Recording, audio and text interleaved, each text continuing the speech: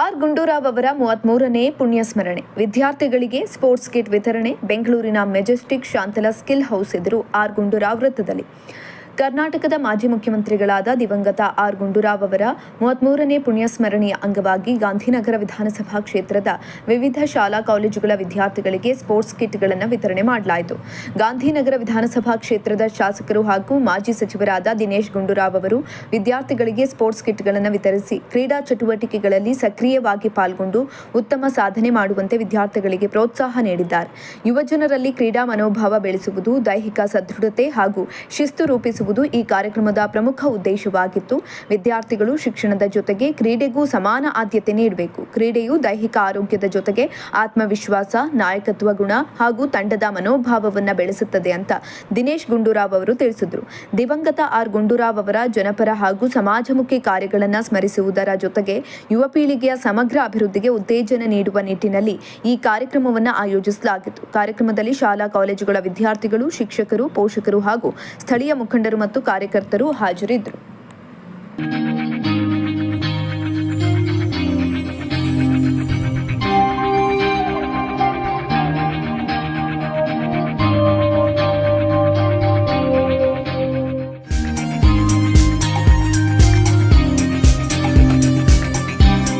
ಎಲ್ಲರಿಗೂ ನಮಸ್ಕಾರ.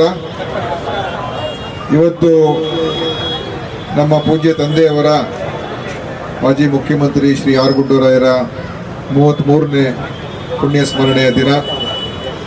ಅವರ ಒಂದು ನೆನಪನ್ನು ಮಾಡ್ಕೊಳ್ತಾ ಇವತ್ತು ಈ ಬಹಳ ಚಿಕ್ಕ ವಯಸ್ಸಿನಲ್ಲೇ ಅವರು ಅಗಲಿ ಹೋಗಿರ್ತಕ್ಕಂಥದ್ದು ಮತ್ತು ಚಿಕ್ಕ ವಯಸ್ಸಿನಲ್ಲೇ ಅವರು ಮುಖ್ಯಮಂತ್ರಿಯಾಗಿ ಈ ರಾಜ್ಯದಲ್ಲಿ ಬಹಳಷ್ಟು ಅನೇಕ ಒಳ್ಳೊಳ್ಳೆ ಕೆಲಸಗಳನ್ನು ಮಾಡಿರ್ತಕ್ಕಂಥ ಇತಿಹಾಸ ಕೂಡ ಇದೆ. ಇವತ್ತು ಈ ಮೆಜೆಸ್ಟಿಕ್ ಬಸ್ ಸ್ಟ್ಯಾಂಡ್ ಏನಿದೆ, ಇದು ಬಂದಿರುವಂಥದ್ದೇ ಅವರ ಕಾಲದಲ್ಲಿ ಅದನ್ನು ಮಾಡಿರ್ತಕ್ಕಂಥದ್ದು ಕೂಡ ಈ ಸಂದರ್ಭದಲ್ಲಿ ಸ್ಮರಣೆ ಮಾಡ್ತೀವಿ. ಇಡೀ ಏಷ್ಯಾಕ್ಕೇನೆ ಒಂದು ಅತ್ಯಂತ ವೈಜ್ಞಾನಿಕವಾಗಿ ಮತ್ತು ಅತ್ಯಂತ ಒಂದು ಒಳ್ಳೆಯ ವಿನ್ಯಾಸ ಇರ್ತಕ್ಕಂಥ ಒಂದು ಬಸ್ ನಿಲ್ದಾಣ ಅಂತ ಅವತ್ತೇ ಹೆಸರಾಗಿರ್ತಕ್ಕಂಥದ್ದು. ಇವತ್ತು ಕೂಡ ಆ ಬಸ್ ಸ್ಟ್ಯಾಂಡು ನಮಗೆ ಒಳ್ಳೆಯ ಸೇವೆ ನೀಡ್ತಾ ಇದೆ. ಅದರಿಂದ ಅದೇ ರೀತಿಯಾಗಿ ಹಲವಾರು ನಮ್ಮ ರಾಜ್ಯದ ರೈತರ ಪರವಾಗಿ, ಯುವಕರ ಪರವಾಗಿ, ಎಲ್ಲರ ಪರವಾಗಿ ಅನೇಕ ಕೆಲಸ ಕಾರ್ಯಗಳನ್ನು ಅವರು ಮಾಡಿರ್ತಕ್ಕಂಥದ್ದು ಇತಿಹಾಸ ಇದೆ. ಮತ್ತು ಅವರ ನೆನಪಿನಲ್ಲಿ ಇವತ್ತು ನಾವು ಪ್ರತಿ ವರ್ಷ ನಮ್ಮ ಆರ್ ಗುಂಡೂರಾವ್ ಫೌಂಡೇಶನ್ ಮುಖಾಂತರ ಕೂಡ ಅನೇಕ ಬಡ ಜನರಿಗೆ, ಯುವಕರಿಗೆ, ಮಕ್ಕಳಿಗೆ ಎಲ್ಲ ರೀತಿಯ ಕಾರ್ಯಕ್ರಮಗಳನ್ನು ನಾವು ನಿರಂತರವಾಗಿ ವರ್ಷ ಇಡೀ ಮಾಡ್ತಾ ಬರ್ತಾ ಇರ್ತೀವಿ. ಅದೇ ರೀತಿಯಾಗಿ ಇವತ್ತು ನಮ್ಮ BBMPಯ ಏನು ಪದವಿ ಪೂರ್ವ ಕಾಲೇಜಿದೆ, ನಮ್ಮ BBMPಯ ಕಾಲೇಜಿನ ಪ್ರಾಂಶುಪಾಲರು ನಮ್ಮ ಮಕ್ಕಳಿಗೆ, ವಿದ್ಯಾರ್ಥಿಗಳಿಗೆ ಕ್ರೀಡಾ ಎಲ್ಲ ಸಾಮಗ್ರಿಗಳು ಬೇಕು ಅಂತ ಒಂದು ಮೊನ್ನೆ ರಿಕ್ವೆಸ್ಟ್ ಮಾಡಿದರು. ಮತ್ತು ಒಂದು ಕಂಪ್ಯೂಟರ್ ಕೂಡ ನಮಗೆ ಮಾಡಿಸ್ಕೊಡ್ಬೇಕು ಅಂತ ಹೇಳಿದ್ದಾರೆ. ನಾನು ಎರಡನ್ನು ಕೂಡ ಮಾಡಿಸ್ಕೊಡ್ತೀನಿ ಅಂತ ಹೇಳಿದ್ದೀನಿ. ಮತ್ತು ಇವತ್ತು ಎಲ್ಲ ನಮ್ಮ ಮಕ್ಕಳಿಗೆ, ಯಾಕಂದರೆ ಕ್ರೀಡಾ ಭಾಳ ಮುಖ್ಯ, ಕ್ರೀಡಾ ಮನೋಭಾವ ನಮ್ಮ ಎಲ್ಲ ಬೆಳೆಸ್ಕೋಬೇಕು. ಯುವಕರಿಗೆ ಕ್ರೀಡೆಯಲ್ಲಿ ಹೆಚ್ಚು ಪ್ರೋತ್ಸಾಹ ಕೊಡಬೇಕು.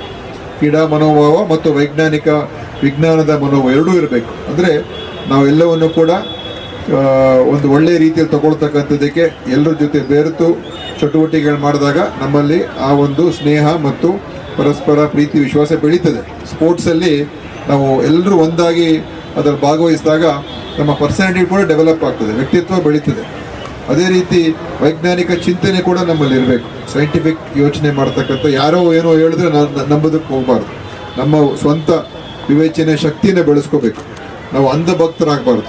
ನಾವು ಯಾವತ್ತೂ ಕೂಡ ಏನಿದೆ ವಿಚಾರ ಅದನ್ನು ತಿಳ್ಕೊಂಡು ಮುಂದೆ ಏನು ಮಾಡಬೇಕು, ಯಾವ ರೀತಿ ನಾವು ಹೆಜ್ಜೆ ಇಡಬೇಕು, ಏನು ತೀರ್ಮಾನಗಳು ತಗೊಳ್ಬೇಕು, ಎಲ್ಲವೂ ಕೂಡ ವಿವೇಚನೆ ಇಟ್ಕೊಂಡು ನಮ್ಮ ಬುದ್ಧಿಶಕ್ತಿ ಉಪಯೋಗಿಸ್ಕೊಂಡು ತೀರ್ಮಾನ ತಗೊಳ್ತಕ್ಕಂಥದ್ದು ಮಾಡಬೇಕು. ಅದು ಭಾಳ ಮುಖ್ಯ ಅಂತ ಈ ಸಂದರ್ಭದಲ್ಲಿ ಹೇಳಿ, ಇವತ್ತು ನಾನು ಹೆಚ್ಚು ಭಾಷಣ ಮಾಡ್ದೇನೆ.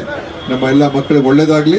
ನಮ್ಮ ತಂದೆಯವರ ಹೆಸರಿನಲ್ಲಿ ಇನ್ನೂ ನಾವು ಹಲವಾರು, ಬರುವ ತಿಂಗಳು ಅವರ ಜನ್ಮದಿನ ಇದೆ, ಅವತ್ತು ಕೂಡ ದೊಡ್ಡ ಒಂದು ಕಾರ್ಯಕ್ರಮವನ್ನು ಮಾಡಬೇಕು ಅಂತ ನಾವು ನಮ್ಮ ಜನರಿಗೆ ಏನಾದರೂ ಒಂದು ಒಳ್ಳೆಯ ರೀತಿಯ ಕಾರ್ಯಕ್ರಮ ಮಾಡಬೇಕು ಅಂತ ಇದ್ದೀವಿ.